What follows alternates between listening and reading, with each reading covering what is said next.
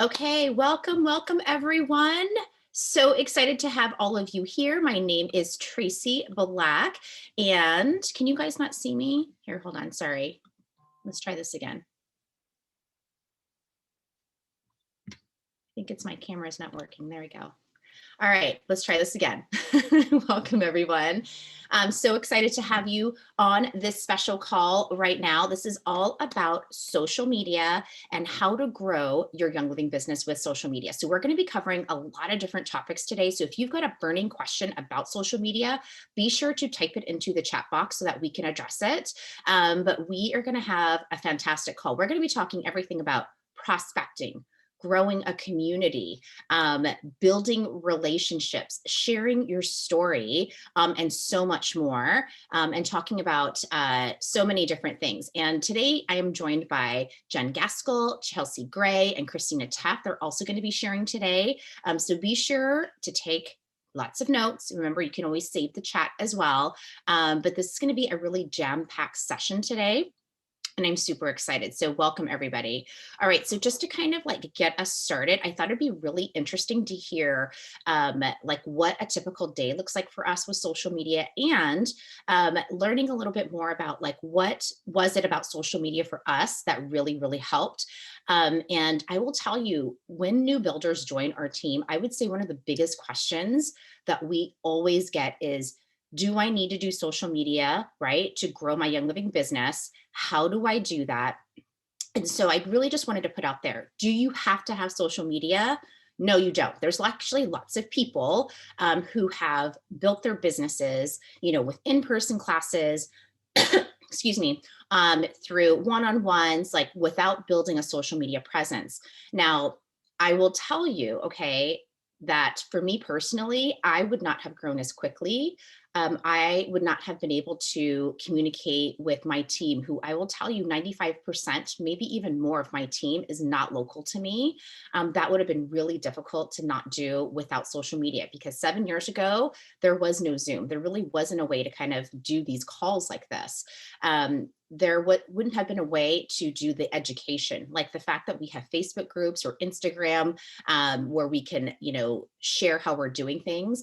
If I didn't have social media, it would have taken a lot longer for me to advance, to prospect, to communicate with my team. So, not to say that you can't do it, you can. But for me personally, it would have taken a lot longer. Like social media definitely fast tracked the growth that I saw, and also just really enabled me to build relationships with people, because again, we didn't have Zoom, right? We didn't do calls like this.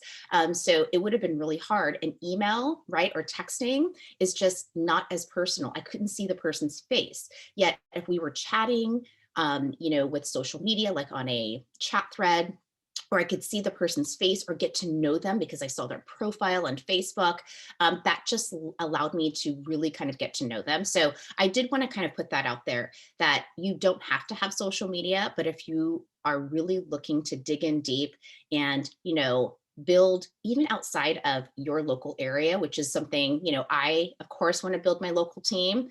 But how amazing is it to have a business that you can build anywhere in the world? Like I'm just seeing here, right? Like we've got people spanning all over the US. We've got Anna, who's in Germany, on this call, right? We never would have met if it was not for social media and for an online presence. So I did kind of want to put that out there. So the other thing that I wanted to say is, as far as, prospecting, and I'm sure you're going to hear a little bit from each of the different ladies today, there's sort of a technique and you can kind of make it your own. But, you'll hear us talking about this, but with prospecting and finding new people. So, really the key to our business, right? It's a relationship based business. And of course, work through your friends and family first. That makes a lot of sense.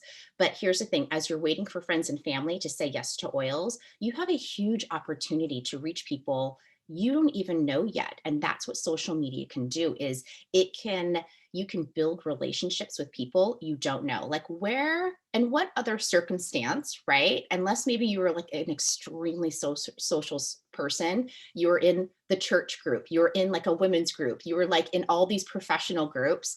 I am actually kind of a more of an introvert. So like to thinking about joining all these like in-person groups, I was like, oh my gosh, this is totally overwhelming. Social media like closed that gap for me because I could really connect with people and it felt really authentic and it felt more personal. Prospecting can be huge. And I think that's one of the main things you'll want to do with social media is always be looking for new people to connect with. So many ways you can do this. You can join a Facebook group based on your interest. In fact, do you guys want to know this?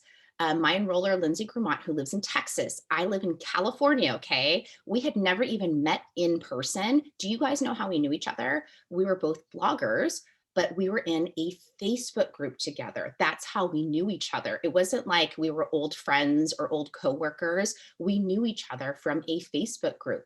In fact, a lot of the people that both of us had enrolled were also in that Facebook group.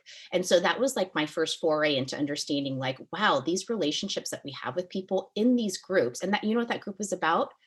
Building a blog, right? Building a business with your blog, because that's what I was interested in at the time.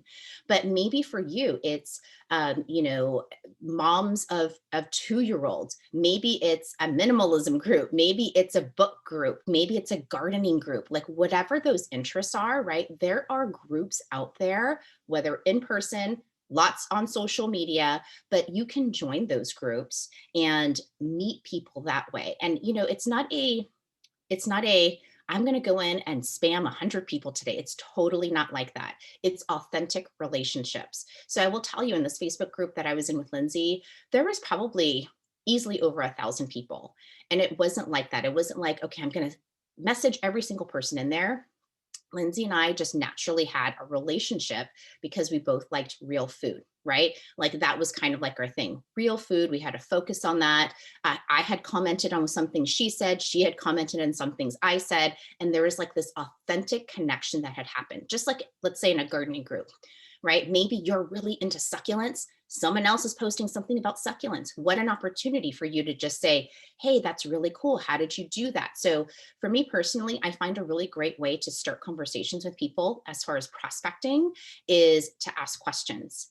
I will tell you, I have learned so much in this business, and I feel like a couple of ways that are so easy to just build relationships or make connections with people. Ask a question, right? In particular, if they're showing their expertise or authority in some way. I will tell you, I have a total brown thumb. I keep nothing alive. So when I see someone, right, they're keeping their succulents alive, this is what they do, I will ask a question, right? That's authentic. I'm not going, hey, have you heard about this essential oils thing? No, I'm asking a question about what's relevant in that group that we're in together. A second way to start a connection with someone is to pay a compliment. Just pay a compliment like, oh my goodness, your plants look so amazing. Kudos to you for all the hard work that you've done on it, right? So I just find that those are two really easy ways to kind of start connections with people. And from there, right, you comment on their post, they comment on your post, maybe you friend them, right? You can kind of build from that. But that was a huge part of what I did in the beginning, was join other Facebook groups that I was interested in and made those kind of authentic connections with people. So prospecting is huge, really easy to do this with Instagram as well, especially with hashtags. And I'm sure we'll have others who will really go into detail about this.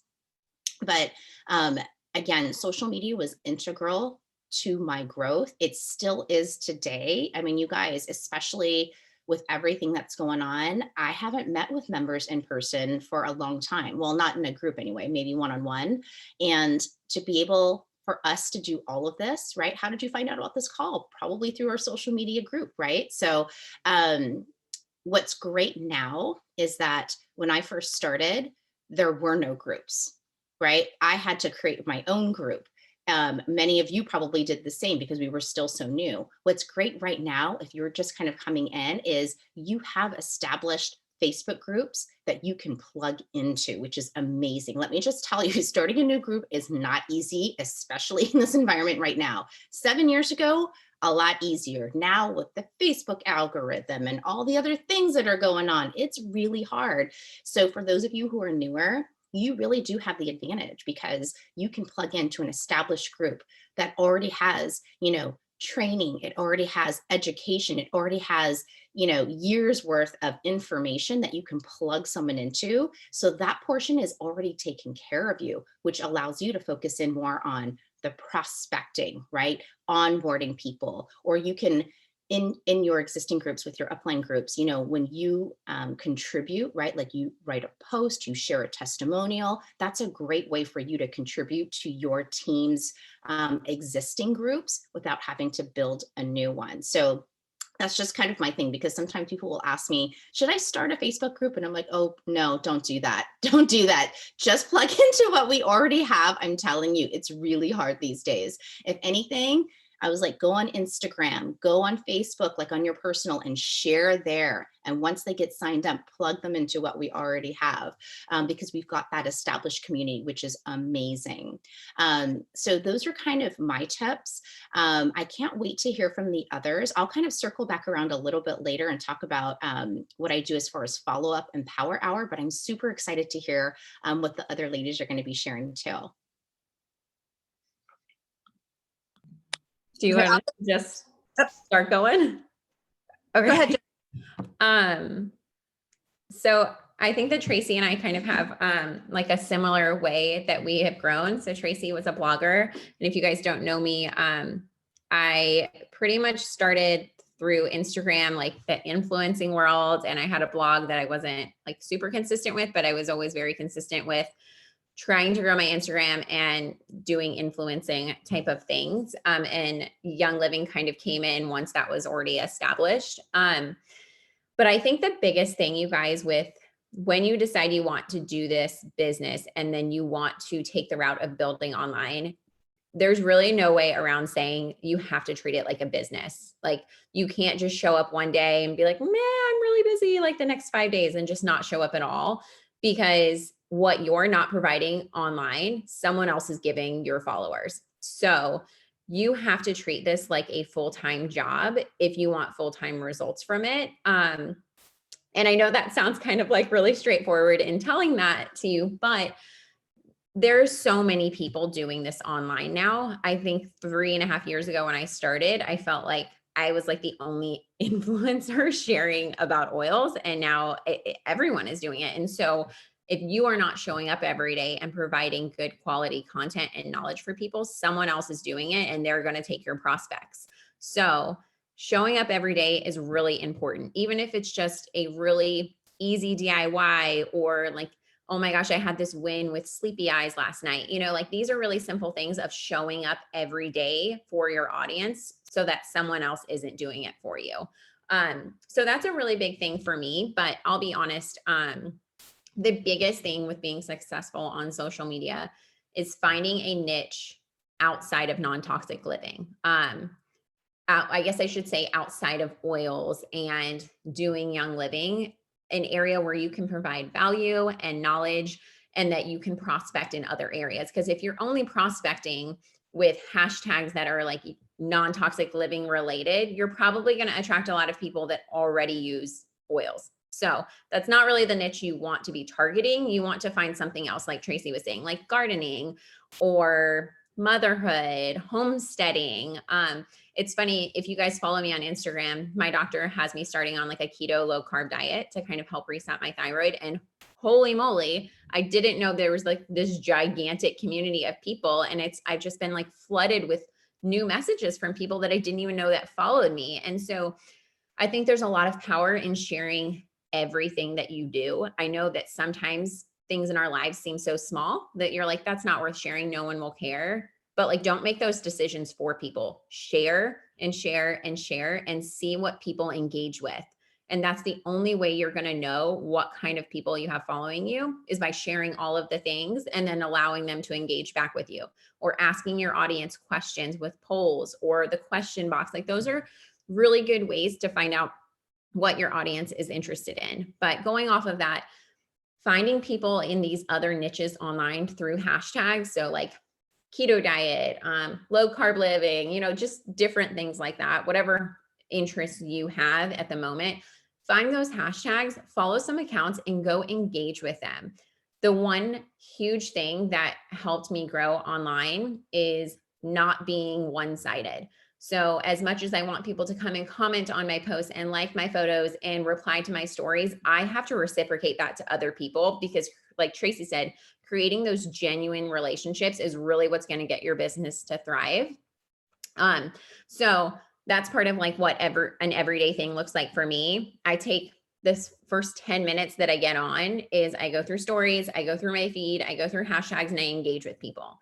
And it's time consuming. I'll be honest, it's time consuming because I'm on my phone a lot, but this is also how I run my business. So, my husband's usually over there at that desk working 8 hours a day because that's what his job looks like. My job literally looks like this. And as much as I have like a love-hate relationship with it, it's provided our family a lot of freedom. So find those pockets of time that you can do those things and engage in your community. And that doesn't mean just having people come to you. It means reciprocating that back. So that's really, really important. And like I said, not just sharing the oily things, find those other ways to connect with people and put time into creating those online relationships, because I will tell you that I have a lot of influencers that are on my team that have personally enrolled with me, that have personally enrolled with my personal enrollments. And it all comes from creating those relationships.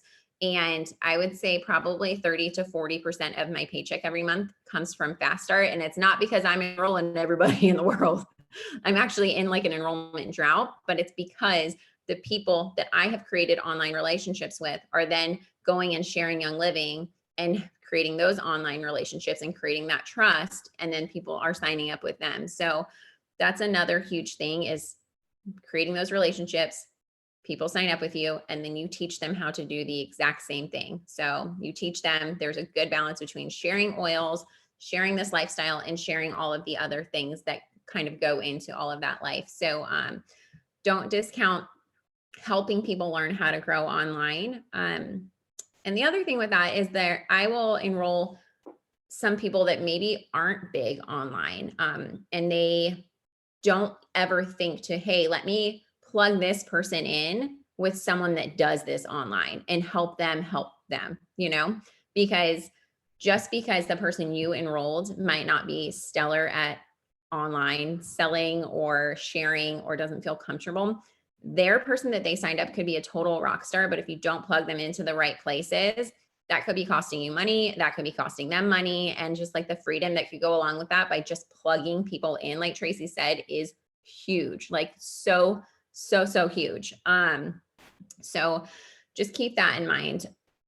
The other really big thing that kind of took me a while to learn with doing specifically Young Living online is that you don't have to know everything, you guys. Don't put that kind of pressure on yourself.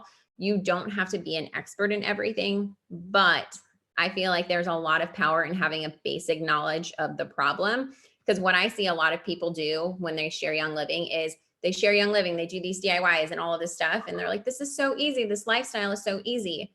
Yet they forget to tell people what the problem is. What's the problem with their laundry soap that they're using? Like, why is Young Living better? So having just this basic knowledge of chemicals, like just pick 5 chemicals and learn them this month. That will help you. And then you go and share that knowledge with the people online. So why is fragrance so bad? What are the things in people's home that they could find fragrance in? What is SLS in? How many things in their house can they find that have SLS in? And like, what is that linked to? Because then once you start explaining these things to the people, they'll be like, oh my gosh, like my skin is always irritated. I had no idea that it could be the SLS in my hand soap. Like, what? So then once you open people's eyes to what the actual problem is with the products that they're using, they're going to be way more receptive when you go and share something with Young Living or your personal story. My son suffered from eczema for months. We tried everything. We switched all of our detergents. We got all the soaps out. We tried all the oils. Nothing was working. And then I realized that it was our detergent that was like, ruining everything for him, because I would cut out all these things, but then he's sleeping, putting his face on these sheets and like having him in these clothes. And there's so many people that can relate to that. And as moms, you're always searching for something to like better your children's lives, right? And so I think if you can get people to understand the problem versus just shoving the solution down their throat, you're going to be like, dang, this is going way different from me now. Like, it's crazy how much more receptive online people will be, especially when you're dealing with strangers or maybe people in your life that you just haven't talked to in a really long time. You'll be surprised the people that come out of the woodworks because they're like, dang, that is a problem I'm dealing with. And I had no idea. So that's a really big thing, I think. And the other thing is again, showing duplication is so important. When you push back into your community versus only focusing on how you can grow online, you're going to realize that helping those people grow and duplicating those things is going to help your business grow. And like Tracy said, like social media is a huge tool that you can use. And while everyone does not have to use it, it's my personal opinion that it's a big mistake not to learn the basics of social media because it can change your business and it can change your life. Because think about it, like if you're more of an in-person person, that's awesome. But what happens when things like COVID happen? You don't want to be at the starting line of having to learn all these things about social media. Like that totally sucks to be in that place. But if you start slowly and you have this basic knowledge and you start learning what your audience likes, then when things like this happen, you don't feel so far behind. You're like, I'm okay. I can still do this business.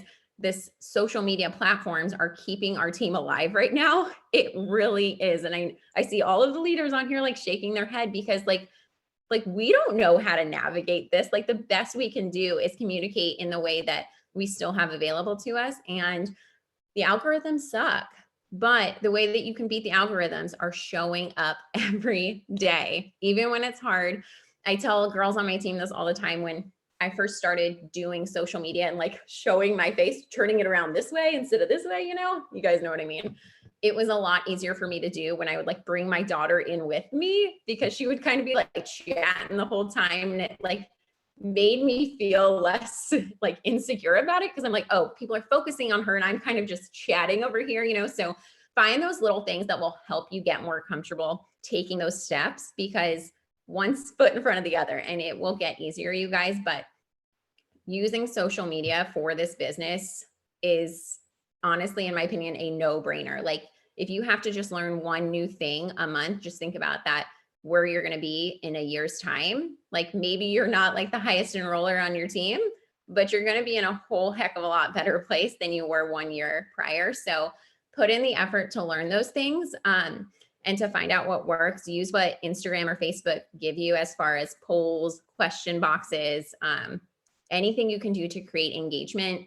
Do giveaways, team up with some other people in a niche, whatever niche it is. If it's, Whole Foods, homesteading, whatever, team up with some people like that and do a giveaway, and just pull from each other's followers and audience. And it'll really get you a whole new group of people that are looking at your page. And then again, showing up consistently, you guys, is so important. I think stories are way better on engagement than posts. I mean, like I probably get 8 times the amount of story views than I do likes on my photos. I just feel like Instagram just doesn't show that stuff to people anymore. So I would say focus on stories, and then reels are brand new for Instagram. So they are really pushing those in front of people. So putting your effort into learning how to do a reel. I was so confused the first time, you guys. So if you feel like that, don't worry, you're not alone. It is confusing. But learning all these new technologies as they come out, because just know when there's a new technology, that's where they're going to be pushing it as far as the algorithm goes. So just a few tips for you guys. Sorry I talked so long, but I hope that was helpful. That was amazing. And I wanted to go next, but I'm like, I don't really want to go and pretend. That was so good. I loved that. So I'm going to go a different direction because I'm sort of the opposite. I built in person and I had to learn how to do online stuff. And I want everybody who kind of feels like the online scares me, I don't really know what I'm doing, everyone else is so far ahead. That was what I was like, and kind of still am. Like, I'm not an influencer by any means, but social media has been the most huge tool with connecting my team. And thanks. So my biggest tip for one is don't be scared, because your team that you've already established needs to communicate with you. If you go through your like Facebook or Instagram or whatever, you can see your leaders are liking and commenting on the members of your team and your downline. And that's because we genuinely want to get to know our members. All the time I'm scrolling and I'm like, oh, Jen liked that person's, Christina liked that person's, Tracy's like that person. Leaders are paying attention to their downline. And even if you're not a really, really awesome enroller, getting to know your downline goes back to what Jen was just talking about, helping your downline grow.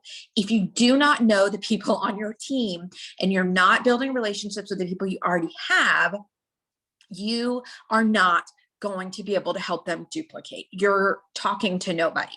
So I am not the highest enroller anymore. But I do think I add a lot of value to the members that I already have. And I'm obviously working on enrolling, but we've seen huge growth. And I feel like I've added value on months when I wasn't enrolling, because I'm connecting with the people already on my team. And how can you do this? One, you have your virtual office, you have Oily tools, you have Oily Trends.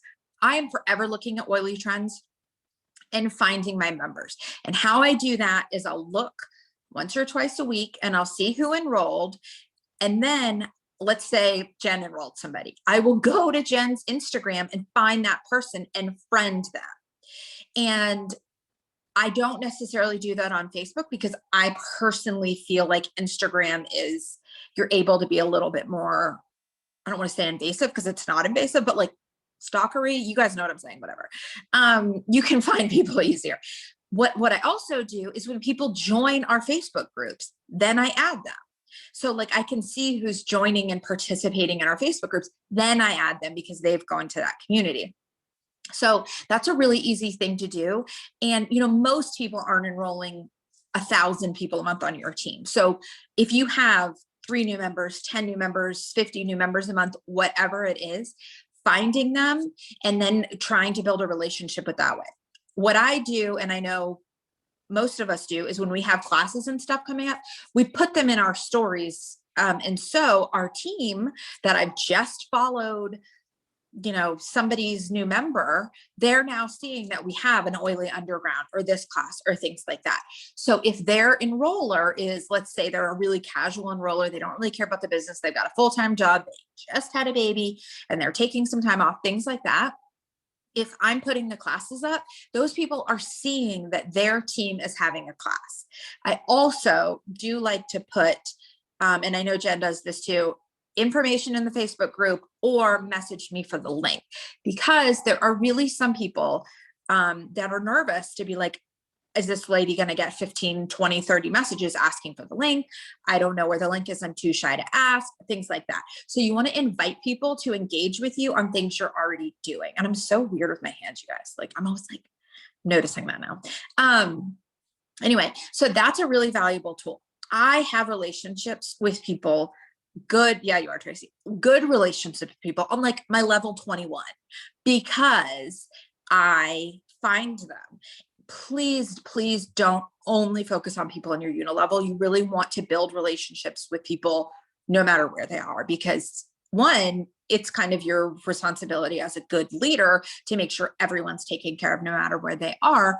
Two, you don't know who's going to add a ton of value to your team. I am like just coming back. I had a baby 5 weeks ago, and I really want you guys to see him, but he's sleeping, but before the end, I'm going to bring him up.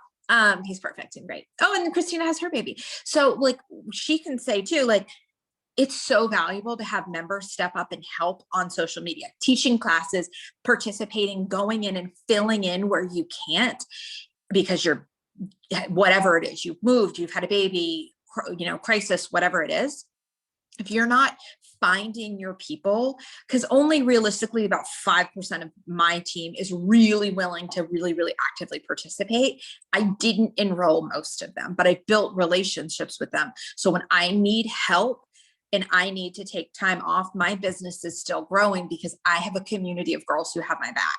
That is priceless. Money is great all the time. And, the check coming in when I'm taking time off is so, so good. But I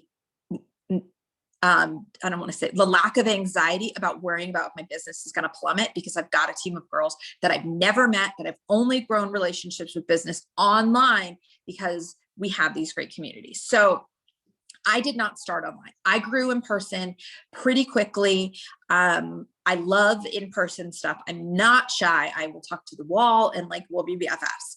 So I had to learn, and I'm still learning, to really show my personality and why pick me online. Everything Jen said about starting relationships, I'm huge mistake, and I did it for a long time. And sometimes, truth, when I get lazy, I do it too. I just put content out. I will enroll or start great relationships with people when I participate back. You have to participate back. Every single one of the people I've enrolled from Instagram, I started a conversation with, and they were like what Tracy said, asking a question. I'm lately been growing great relationships with people by doing a hashtag. I found the hashtag for my local area. So I know that I'm better online. So I'm finding people that are within driving distance of me. And when everything opens up again, I can invite them to do things in person because now I have these relationships with them. I find better success with that. But hold on, leaders pay attention. Oh, so really trying to be, just like Jen said, putting as much time as getting to know people as the content that you put out, or stuff will get lost. Don't count yourself out on learning. And if other people are growing really, really fast on social media, they've been doing it longer, just like Tracy said, and just like Jen said. And we have a lot of really successful influencers on our team. They were doing social media first. So I learned by wanting, my whole desire with getting serious with my Instagram is, one, it was so bad, guys. I actually took pictures and was I scrolled back. It was so ugly. And I'm like, how am I have any new members? But my desire to have prettier stuff, better content, etc., came from wanting to educate my members who didn't have someone to go to. So if I knew that I had members who enroller wasn't active or their upline wasn't active, but they were following me, I knew I was their point of education. And then I got in good habits of posting a certain amount of time and getting on my stories. I didn't do it to try to get enrollments. I mean, I wanted enrollments, but I wasn't very confident in that. I'll be totally honest. I was not confident in that, but I want to add value to the people I already have. So that is an okay place to start. But then, like Jen said, spend your 10 minutes finding your niche, spend your 10 minutes. So I wasn't focused on that. I wasn't actually getting a ton of enrollments online because I was adding value. Focus on where you feel really confident and then branch out a little bit, and then you will see the enrollments coming in and you will be duplicatable and you will be a good example to your team. Another good thing that I really think, and Jen briefly touched on this, we've been doing, which is honestly, it's a huge emotional relief for me, is we've been doing content schedulers with our team. So people pick a day and they go in the groups and they post. Tracy touched on this. You do not need to create a new group. It is so hard, and it is not a good use of your time. Nobody is going to be like, well, Anna didn't create this group 7 years ago, so I don't care about this group. That is not going to, what's going to happen is they're going to go, this is a community. I see my enroller posting. She knows what she's talking about. She's somewhere I can go help. Or my enroller's not active. I'm not going to pay attention, et cetera, et cetera. But the same thing, like I said before, if you're friending your downline, the way that the algorithms are going to work, let's say Anna is 7 levels down from me and no one in her upline until me is active. If I have friended Anna on Facebook, and I've commented, like I said, Christina and Jen and I and Tracy all do, randomly commenting on her real Facebook posts. When I post in our oily community, she's going to get an alert, and it's going to make the algorithm show her what I'm doing. So think about it that way. If you're not participating in your Facebook groups, I don't care if you created it or not. If you're not participating in that community, you're not making posts, you're not commenting on stuff, etc., you're people aren't getting the alerts, and it's lowering the algorithms that they're seeing it. So they're not seeing the classes. They're not seeing the sales. They're not seeing the education. They're not seeing how to use the promos and wanting to buy the promos. Like, you don't have to be the end all be all, but you doing this stuff is going to bump it and grow their education without you having to spend all this. I mean, please talk to your people. Do not make this say like, oh, I don't have to talk to anybody because I'm commenting. No, that's not what I'm saying. But you're going to boost all these algorithms, and you're going to make sure that is educating your team. And it's so valuable. And it makes me crazy when people aren't willing to just participate in these groups, because it's literally hurting their business. And if you set aside 5 minutes a day, set a timer or whatever you need to do, add it to your to-do list, and go through all the groups that your teams are in, the business groups, the usage groups, whatever, and comment or throw up a diffuser blend or anything like that. Add value and your team will see it.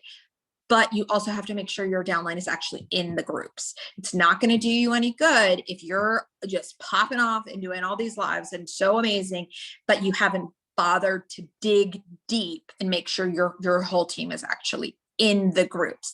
Again, I don't want you just to focus on your personal enrollments. Make sure that the people that are enrolling are adding these people as well. I made notes. This is my postpartum notes. They're all ridiculous. So participate, build community. Oh, so what we've been doing is making a spreadsheet, and people pick a day. And so, you know, if Jen does the first and I do the second and Jess does the third, we know that there's going to be an original content in the group for everyone to see. And it's a huge relief. And then we go through and comment and go, this is awesome. I love this. I didn't know that, blah, blah, blah. Also, I think this is super valuable. Sharing your downline stuff, like if they make a reel or they make an awesome post, share it in your stories for several reasons. One, like a girl on our team, Chelsea Kush, made a really cool video that I'm like, how embarrassing. I've never cleaned my dishwasher inside of my dishwasher, and she's scrubbing it. And I was like, is that something I'm supposed to be doing? Because I thought the soap cleaned it, but it was a good video. So I put it in my stories because there's no reason for me to create new content when someone in my downline's already done it. But don't be sharing excessively. You can sometimes. Other teams, like, don't go to another RCD way far away that has nothing to do with our team and sharing their content. If you are constantly sharing Madison Binding or Kari Ray Lewis's stuff, they're going to go to Madison Binding and Kari Lewis and sign up. I like to focus on sharing either my downline or like Tracy and Christina's, you know, Michelle, I shared something, she's cross-lined to me, but like they're still in our community. So I'm not worried about sending somebody somewhere totally else, because if, let's say I share something that Christina did, someone can be like, oh, that's so great. Like, who is Christina to you? And I could go, Christina's my upline and a very good friend of mine. And like, she's part of my community. She's doing this with me. And then it's still part of my whole niche. I love sharing my downline stuff. One, I want them to see I'm paying attention to them. Two, I want them to see they add, I really believe they add value. If you share stuff, and I didn't put it in my reels, I still think you're valuable. But don't advertise for people who are not in your community. I see it all the time. And I really want to be like, hi, sorry, don't think you need to take that down. And like, and I don't, but depends on our relationship. I totally might, but like, think about it that way. Like, I'm not going to have a car, be a Ford dealership and go to this, look at this guy, look at everything he does. He details really well. His mechanic stuff is really well. That would be idiotic. It's the same exact thing.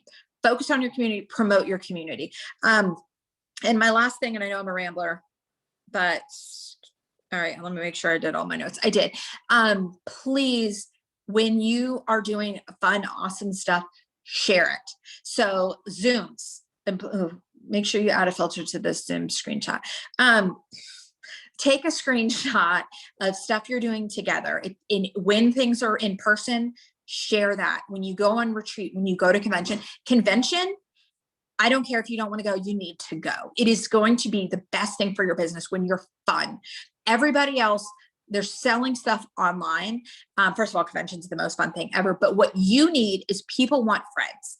Moms, a lot of us moms, grandmothers, young women, girls want to feel accepted and friends. You have to include that. We do that. Our community is so bomb about making friends and like genuinely true friendships. Things like showing up to Zooms and going to convention, and especially really like taking your own pictures at the farm and sitting together at dinner and laughing and stuff. Share that. That is going to be more powerful, because if you're selling oils and you have the supplements and you have the exact same products as Susie, who's it's your story, Susie's story, your story, Susie's story, and you're laughing with friends and you are adding community and friendship, that's the missing piece. And truly some of the most skyrocketing before COVID, the skyrocketing people who went from star to diamond the fastest did have group pictures all over their Instagram.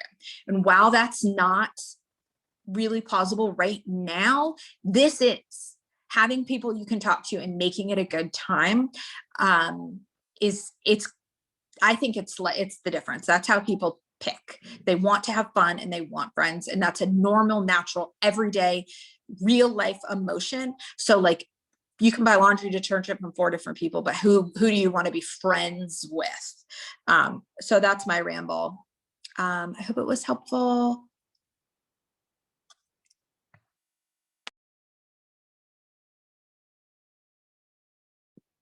Okay, that was so good. And after listening to Jen and Chelsea, I really have nothing to add. You guys have like hit the nail on the head for everything. Wow, that was so good. And you definitely stepped on my toes, Chelsea, because I do a lot of the things you said that we shouldn't do. And I'm like, okay, I'm changing some things I do. So I don't honestly have a whole lot to add. Tracy hit on a lot of things I was going to talk about too, but I might just kind of piggyback off of what she said, because and something too that I want to remind you guys, and I don't know, I've thought about this a lot, but I'm not like an influencer. I don't have a huge following, but I don't like that word influencer, and some people are and some people aren't, because how many people are you friends with on Facebook? Go look at your number. How many people are following you on Instagram? Go look at your number. You're those influencer. You have influence over them, is what I'm trying to say. And don't look at somebody else's Instagram or Facebook and be like, she's got 5,000 friends, or she's got, 20,000 followers, 100,000 followers. Well, she's likely been doing this for a very long time. And so if you're just starting your social media, trying to be more intentional about growing and sharing, you're going to have a smaller following, but you're still having influence over those people. And if you are putting out content that is helpful to them and that is adding value to their life, then they're going to pick you over maybe somebody else. And I will say, not to knock large accounts that have huge amount of following, 500,000 plus, whatever. But a lot of times when you have a smaller following, you can connect with those people better. You can respond to those people. I think I have about 14,000 followers, and I feel like it's easier for me to respond to every person that comments on my stories, or everybody that, sends me hearts on something that I post, a cute picture of my baby. Oh, look, there's Chelsea's baby. He's so cute. But it's easier for me to respond to those people, and it doesn't take me as long. I've noticed if I do send a quick message to someone with a large following, they never get back to me. So just keep that in mind. And something that I've always remembered, I was taught this a long time ago, but take care of the following you have now, and you'll grow it more. If you don't take care of what you have now, it's not going to grow. So that's more Instagram. It's still with Facebook too. I mean, they had amazing you guys had amazing things to say about, I was going to talk a lot about building a relationship and commenting on other people's things, because that brings your stuff into their algorithm, that they're going to see your stuff. And so then it becomes this thing where you can build a relationship. So I don't really need to touch on that. I'm just going to tell you a story on how I specifically have enrolled people through, mostly mine has been through Facebook, just with my personal friends and being in groups and things like that. But I'm in almost every mom group in my local community that I can be in, that I know to be in. And sometimes those groups are so aggravating. I know people that can't stand to be in them, because you have these, threads that are so catty and awful, but just ignore that, or be the light in that group. Go in there and post happy things instead of the, my husband, blah, blah, blah, add value to people and don't complain, and, bring happiness and joy to people's lives. And they're going to see that you're different, because social media has become a lot of griping and complaining and negativity. So be a light, be something different, add value to people. That's the biggest thing. In fact, I was even watching through a personal friend of mine, her stories, and she has a pretty large account.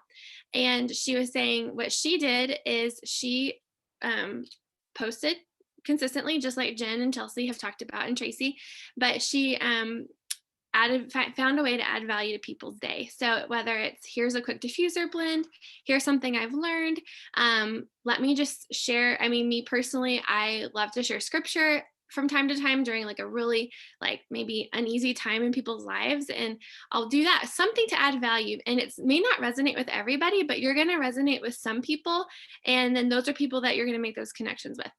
One more thing, and then I'm just going to pass back on to Tracy.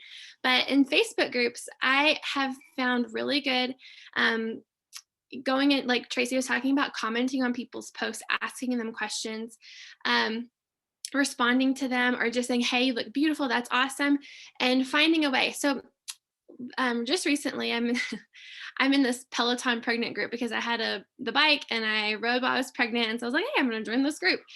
And I found a mom to be that there was this big thread, but with a bunch of arguing.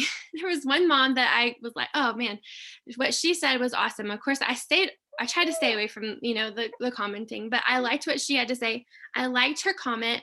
I responded to her, and I even sent her a private message because she got like majorly attacked. And so I just wanted to reach out to her and be like, sorry, my baby's crying. I wanted to reach out to her and be like, I completely agree with you. I'm sorry these ladies are being so mean to you, kind of thing. And we became friends on Facebook. Now we follow on each other on Instagram. We've connected. Every time she posts something, about the nursery she's doing for her baby, I send her little hearts and tell her it's beautiful or whatever, because I'm being genuine. I do like it. But we've comment back and forth. We have conversation, and she was wanting to come to my next essential oil class that I have online. And so, I mean, that's how you can do this. You're not building these relationships just because you want to enroll these people. You're building a relationship because you want to add value to others, so they can help add value to you as well. And one thing that really resonated with me is I was following a Royal Crown Diamond, and she's in Dallas, the Dallas area. Sorry. And she was right now, I don't know if you know, obviously everybody in Texas is really struggling. We're in West Texas, so we're on a different grid. We have electricity, we're fine. But I was watching her, and she was like, nothing has been more clear to me than it is now, that adding value to other people's lives and building relationship with them all these years will come back to you whenever you are in need, and they're in need right now. And so I just feel like that's such a good thing to remember. You're not just adding value to people just because you want to enroll them. You're blessing other people in their lives and building relationships on social media just because you know that they're going to add value to you one day, just like you're adding value to them. So that's really all I have to add or to say. Wow, this has been so good. Jen and Chelsea, y'all had some really good information. So I'm going to pass it back on to Tracy. Can I add something really quick? Because I was supposed to talk about it and I forgot, and I promise I'll be quick. Not wasting your time on social media. And this is super, super, super, super, super important. And I'm going to use Christina as an example. Her group is bomb. It is really good. And one of the reasons that I'm always thinking why it's so good is her variety. She does a huge variety. And I think what we need to do when we pick up our phone and we're thinking, okay, these next 20 minutes are going to be about building my business. Scrolling through Facebook is not building your business. So, and you can't be like, well, I was looking for members on my team. No, if you want to do that, go to your downline, search them, and then go through their thing and add value that way. So I really want people to understand spending 20 minutes on your phone is not spending 20 minutes building your business. You can do it and I think Tracy's going to touch on this later. And if not, sorry, Tracy. You can do it in like a power hour time. So, hey, I'm going to spend the next 5 minutes commenting on things in the business group. I'm going to spend the next 5 minutes looking for the classes that are coming up. I did this yesterday, looking for classes that are coming and sending messages to the people who you think would like those classes and say, hey, tomorrow we have a building social media online class. I sent like 10 messages last night or yesterday telling people about this class because I thought that they would find it valuable. It took 5 or 10 minutes. It did not take long, but I intentionally let people know I was thinking of them. I thought they would find it valuable. Hey, this is where these classes are known. So that's another thing you can do, but just like scrolling is not part of it. But what, going back to, you know, the relationship building, that is important. And that might not be a direct IPA for the minute because you're not going to make money off of it right away, but it is an IPA to set time aside and build relationships. So please don't get stuck scrolling and because you're on your oils account. Just because you're scrolling does not mean you're doing that. And then, like, I'm all about some scrolling. Please do not get me wrong.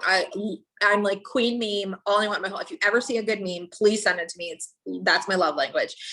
But you have to separate the time that you're intentionally adding value to your team, growing your OGV. If your intention when you're using your activity is to grow your OGV or to help someone in your downline grow their OGV, which, you know, grows yours, that's not a waste of your time. So, and if you're feeling stuck, I feel like be like Christina, add value in a different way.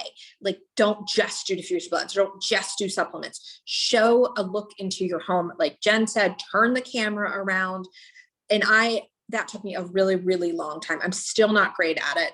That I'm really getting over it. Turn it around. People want to see you. The engagement of when I spend 15 minutes doing a reel, I think is really valuable versus when I turn around and have a booger in my nose. Like, people will want to see your face. Like, you do not have to be perfect. But also really quick, look what I made. And then when True started making those noises, all it was like, I want him and Max to play. Okay, now I'm done. Don't waste your time on social media. Oh my gosh, I just want to hold all the babies. Just bring them all here. Bring them in. I would love to hold them. Okay, you guys, so much great information. And I just wanted to add a couple more things. And I hope you really, really like, I feel like I have to place a lot of emphasis on this. It was so good what Chelsea said, and that just produce content. Because here's the thing. I am like the content person. This is like what I used to do my former job, right? Like, I produced content. And so I will easily go down that's like rabbit trail, right? So like how Chelsea's saying, don't just scroll. I'll be like, I'll just keep putting out content. So content, yes. But the other side of that is engagement, right? So if you're just putting out content, you're just like a content machine, right? Who's going to come and talk to you? You haven't made any connections with people. It's really important. Like, if you're loving content like I do, make sure you're also spending time engaging with people, liking, commenting, go out and finding people in your niche to make those connections. So make sure you're doing both. That's really important, especially if you find that you yourself run into that rabbit trail of wanting to like always produce content or pretty graphics, right? Sometimes I'll be like, why am I doing this? I have to constantly ask myself, or I'm scrolling and I'm like, why am I doing this? Whether it's a timer that you set on your phone, I have to like constantly give myself feedback. Like, is this what I really need to be doing right now? Or do I need to be spending all this time creating a graphic, or do I just go live and just talk about something, right? And so as you are more active on social media, I think you'll really get a better idea of like what your audience or people who follow you, like what they like. So funny thing that Chelsea mentioned memes, holy cow, when I post memes on my stories on Instagram, I get all kinds of feedback. People are like, yes, they like total. And I was like, oh, these are my people. Like, we like funny memes. I need to post more of this, right? But here's another thing. So I love minimalism, right? And so when I would post about that, like, some people would comment, but here's the thing, I wouldn't get really as much content or like feedback from people with engagement compared to when I talk about autoimmune issues, compared to when I talk about gluten-free recipes or like what I'm doing. So sometimes you have a niche, but you need to really evaluate, is it connecting with your audience? So I know what some of you are going to be saying, well, people don't want to buy anything. Maybe that's why they're not converting. That's not necessarily true. So Ashley Diet, who isn't here, she is an avid runner. And what's so interesting is she says that she gets way more engagement, right, when she talks about homeschooling, struggles with homeschooling supplies, compared to when she talks about running, right? Lots of people run. So why is homeschooling getting better conversions or engagement, right? So I think that's really something to kind of evaluate. Maybe it's just something like like what Jen said, there's a pain point, right, that someone else has that you're really touching on. For me personally, anytime I talk autoimmune, anytime I'm talking just the gluten-free lifestyle and what we're doing, I get tons of engagement. And so it was a good reminder for me personally lately that I was like, I really need to refocus on this, because we've been on this journey for 10 years. There are new people every day who are like, I don't know what to do. I need to go gluten-free. What's happening? Or I just got an autoimmune disease. What do I do? So addressing those pain points, the way that you can add value, you guys, is I want you to think about this. You can help to shortcut someone's struggle, okay? Someone is just coming in and they just found out ABC, whatever that is. My kid's not sleeping. I just got an autoimmune disease. I need to start homeschooling, like whatever that is. And you've been doing this. And I think sometimes we think, well, we're not the expert. But the thing is if you've been down that road and you've been down it 6 months, a year, whatever, you know more than someone who is just starting. So you can help to shortcut, right, their struggle to finding solutions. That's kind of what we do, is you provide those shortcuts to their pain points. So it doesn't matter where you are, even if you're just starting out and you're like, well, I can't provide any value. I just found out I have an autoimmune disease. Well, guess what? You sharing, this is what I have to do now. These are the foods that I have to eat. This is what's going on. Like Jen was saying, she's on a brand new low carb diet, right, for her thyroid. She's just starting out, but you can share that journey of just starting out, and other people will really relate to that, right? So think about those things. When we talk about niches, think about, again, where can you add value? I think sometimes we feel like we need to be the expert. And so we go, I'm not the expert at that. I don't have a degree in that. I didn't make a career in it, but you know more than someone who's just starting out. Or again, if you're just starting out, show them the journey. That's still adding value. Okay. So really hope that you guys hear that. And again, content is important, but so is engagement. I feel like it's a 50-50 thing. You really need to do both, and don't feel like it needs to be pretty, because I go down the road of feeling like the content needs to be perfect, because again, that's what I used to do, or the graphics need to be pretty. Sometimes just messy real life gets way more engagement. So I just really want you to pull yourself out of that feeling like it needs to be perfect.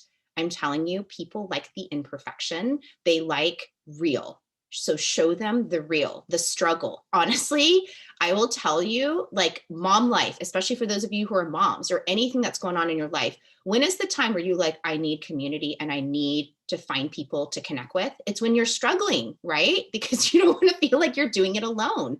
So that's how you can add value.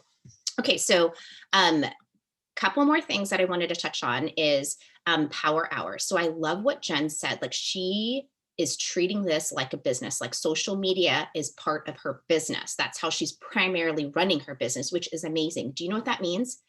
The girl can be in Hawaii.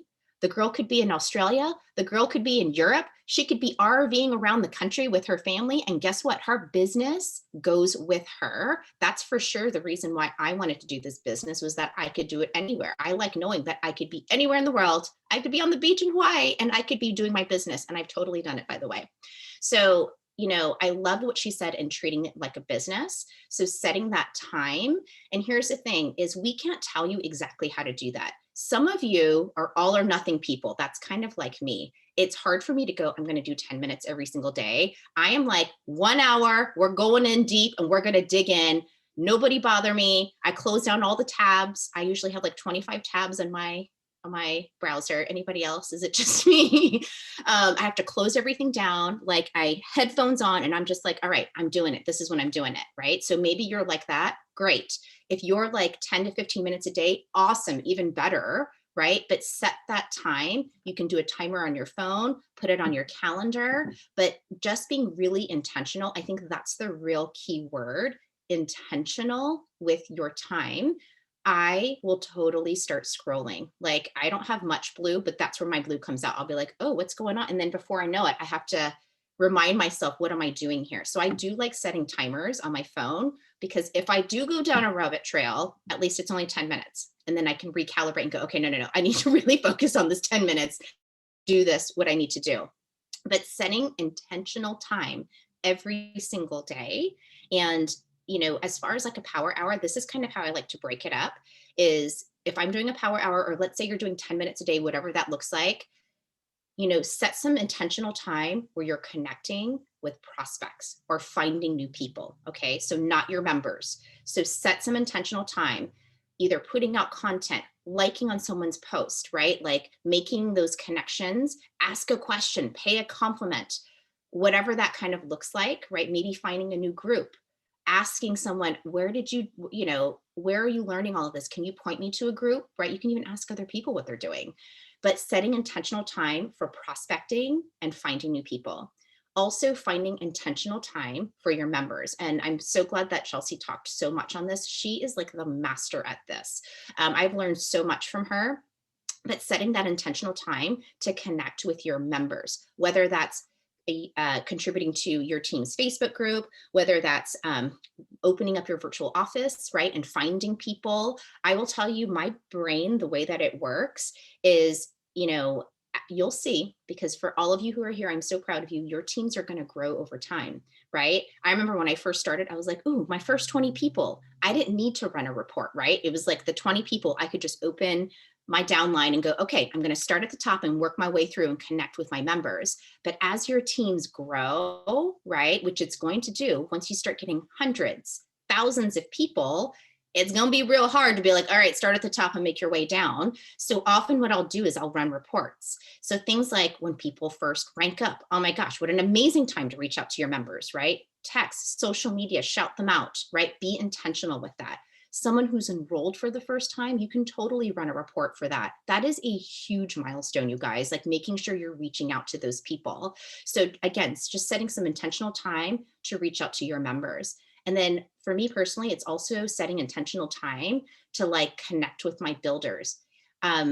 Again, I'm in a unique position. I don't have any silver and up leaders here, hyper local to where I am. I've got executive leaders, but I don't have silver leaders here locally. Most of my leaders are spread out all over the world. So being able to be intentional, and social media is a lot of times where we're connecting, we're planning, we're strategizing together. So again, just being real intentional, that's kind of how I do my power hour. It's like, okay, this is where I'm setting my time. And I really like to spend a lot of my time, at least half of it, on new people and prospects. So hopefully that helps. Do we have any questions? I know we're a couple minutes over, but do you any burning questions that you want us to answer while we're all here? Feel free to unmute yourself or ask in the comment box. We would love to hear from you.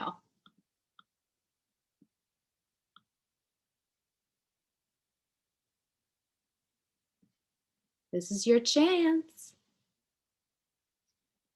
Yeah, Chelsea's saying she's doing a power hour tonight. Love that.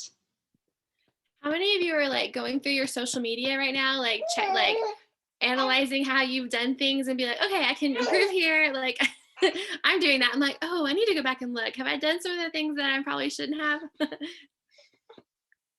You guys, another good tip with social media is get in a normal habit of like purging the people that you follow so that you are scrolling less. Like sometimes I'll do that like once a month and I'm like, I'll take 10 minutes and I'll do the purge, because using our time intentionally, like we talked about, but I'm like, I don't even know who this person is. Like, I don't have any conversation with them. I don't know how I'm following them, but they're showing up in your feed. So just make that a habit. And then it'll make it even more easy to use your time intentionally and not scroll.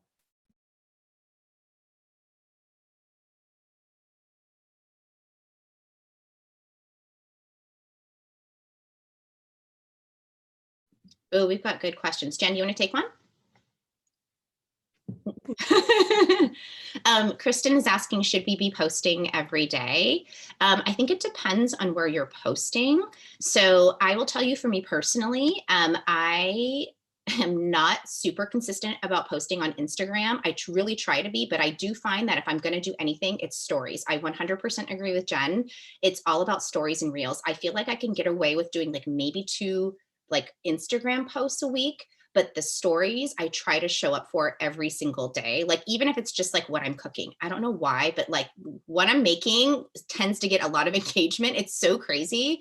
But just like little things like that, you know, what I'm making, what's going on in the house, like people just want to see everyday things. So I would focus on stories for sure. The posting, maybe 2 to 3 times a week.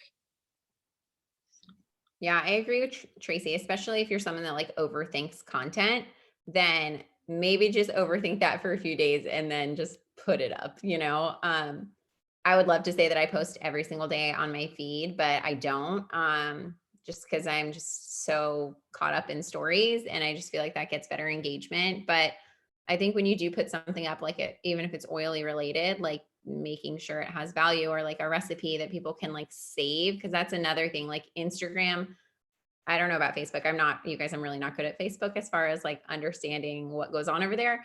But on Instagram, they love when people save your post. So if you do something like a recipe or like really good, valuable content and it pushes people to press that save button so that they can refer back to it, that will help you as well. But yeah, like Tracy said, I maybe post 2 times a week to my feed. I just think a better use of your time is stories. And just think about that, you guys. Like, we have the opportunity to get in front of people and give them valuable information every single day.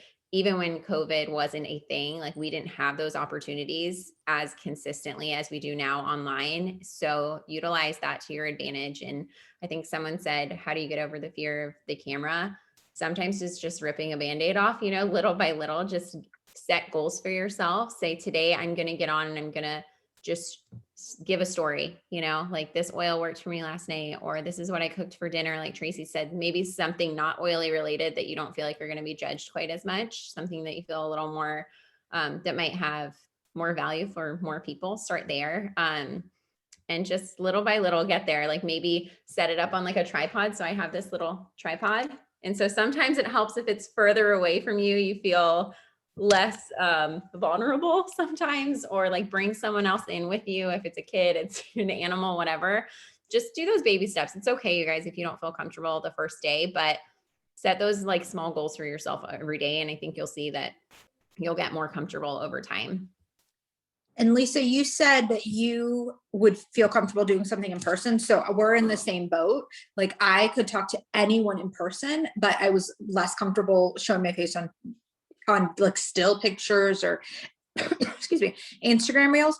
But something that I realized, especially with Facebook, anybody that saw my Facebook was someone that I would talk to in person anyway, because I didn't have a massive following. So think about it that way, because like chances are most of the people following you, you already know, or you would feel comfortable speaking to in person. So it's really like kind of try to remember that. Like these are the people following you currently are most likely someone who generally do want to hear what you have to say and aren't going to judge you. It's not like the random, 50, 100 million followers that are like out to troll you. That's one of the perks of having a smaller following, is like it's people who genuinely care about you. So it's a good place to start, because as your following is smaller, you can get more used to these scary things. And then by the time your following is bigger, you're kind of over it. I hope that's helpful. And Chris, I just want to go back to what Christina said about influence. You guys, you have knowledge, you have value for other people. So maybe sometimes you have to listen to like a song to pump you up, or listen to a podcast that gives you like some confidence in yourself, because every single person on this call, every single person in this community has value, and you have something that you can help other people with. I always tell my team, don't be a solutions hoarder, because that's not helping people in their health by you keeping it to yourself. And sometimes doing those uncomfortable things, like Tracy said, can help people shortcut their struggle. So sometimes I have to just like think about it like that. Like, this is uncomfortable for me and I hate this, but it's going to help somebody. So I can't be a solutions hoarder with whatever it is, whether it's food or mothering or whatever. Just think about it like that. You do have value and you do have good knowledge to share. So just get that confidence in yourself. And if it takes a year, that's okay. But baby steps are important. I was going to add a little tip on getting used to speaking in front of like a camera.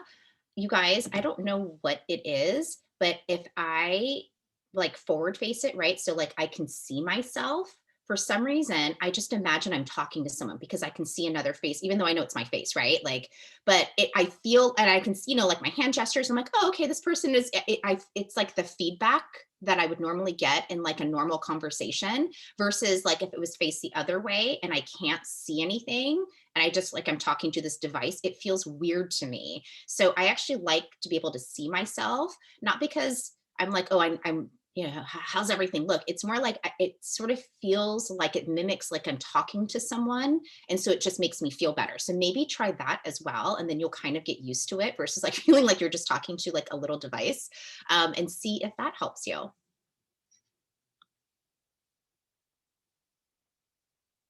Yeah, Tracy is also saying she's getting used to posting her face more. Yeah, I'm with Jen. Like, like close up, I'm like, whoa, whoa, whoa, whoa, no, no, no, too close, too close. I don't need you to see all the lines in my face. I'm good. So I like to do like the far away shots too. And you know what? I just like set the timer and I'll just like pose in kind of different ways, which sounds like ridiculous. Like my husband will come in, he'd be like, all right. He turns around and walks away. I'm like, I need a shot. Okay. So you just kind of get used to it. But I'm telling you, like others, like just sort of statistically, like from the marketing perspective, face shots are going to convert a lot more if you're not in the picture. So if you ever go back, go look at your own feed on Instagram or Facebook of the ones where it's like you're showing your face like in a family picture or whatever. I guarantee you got more likes and comments because your face was in it. So it's just one of those things where, you know what? None of us are perfect. We all have imperfections, and like you are beautiful and provide amazing value. Like other people want to see your face, right? Like if I know it sounds weird, but like it just brings them more comfort. They feel like they're sitting in a room with you when they can see your face. It just makes them trust you more when they can see it versus like they never see your face. I will give you a great example of this. A couple of years ago, we did like it was like a social media call like this, but we actually looked at other people's profiles. I don't remember, maybe Chelsea was on the call with me, but we looked at other people's profiles. And let me just tell you, there were many people who were like, I don't know why people aren't getting kits with me. And we would look at their profile. I mean, you don't know who they are. Their face is not in their profile picture. Their face is not in any of like the things in their feed. It was like they were just reposting things. It was like, is this even a real person or is this like a spam bot? Like you had no idea. So I'm telling you, if you're feeling like, okay, I post things about oils, but people aren't getting them, I want you to really go back and evaluate, like, how many times are you showing your face? You've heard of, yeah, go ahead. Sorry, after Most Powerful Women, and they were talking about how you have to be a real person. And I remember that because from a leadership point of view, what you really, really want to be doing is walking around convention and having someone on your level 58 stop you and go, hey, I'm on your downline. Let's take a picture. You've been so helpful, blah, blah, blah. And like, that's what I think about all the time is I want my team to feel like they know me and recognize me as well. Like, obviously bringing in, new members, et cetera, but like adding value to your own team, you want to be someone they know. Sorry, my little rhino's grunting. But you really want to be someone they know. You don't want to be a mystery person, hiding behind a dog emoji, even though I'm all about emojis, memes, and things like that. So I remember that so clearly because there were so many people in our team, we didn't know what they looked like. So even if you wanted at a class or at a whatever convention and meeting, you wanted to know them and like stop and hug them, you wouldn't know who they were. So I think it's important from a enrollment point of view, but also from a leadership point of view to like really let your people know who you are. Yeah, I 100% agree. But it was interesting doing that, like looking at other people's feeds, and we would talk to them and they would say, I just feel self-conscious showing my face. But here's the thing, they were so self-conscious about it and they never showed it or like posted anything. So it didn't even seem like they were a real person. So go back and look at that. I mean, sometimes you'll hear us say, 1 in every 5 posts is about oils. Honestly, I think at least 1 in every 5 posts should also be like your face. Right. And it could be like you could be cleaning, you could be making something, could be with your kids, right? It could be anything, but show your face. People need to see that you're a real person. You build trust right? You build authenticity when they can see you. Oh, look at him, he's so cute. So make sure you do that, okay? Because here's the other thing that I'll often see is moms especially, or pet moms, it'll be like all the photos of their dog or all the photos of their kids, but then you never see the mom, right? So there was a great post years ago where it was like, moms, you need to get in the picture, right? Not only for your kids, right? They need to see in the picture, but for your business, people need to see you. They need you to be in the picture. So I know it, just work on it. Just work on it. Here's the thing. Aren't you glad we can take digital photos? It's not like back in the day where we had to like use a film camera and we had to wait weeks before we knew what we look like. This is like instant gratification, you guys. You can instantly see, just take a few different shots, use your timer, ask your husband or your partner, your kids to take photos. You can do it. All right, you guys, this was an amazing call. We went totally over because let me just tell you, these ladies bring it. They totally brought it. And I so appreciate your time, your expertise. You ladies are amazing. Thank you so much to Jen, to Christina, Chelsea, Mama. Big hugs to you guys. I wish you were here. I want to give you big hugs. I miss you guys so much. I posted their Instagram handles in the comment box. Make sure you go follow and give them lots of love. And thank you all for being here. We'll have the replay up shortly so that you can share with your teams. And just again, big thank you to all of you and to these lovely ladies for sharing. You're amazing. Thank you.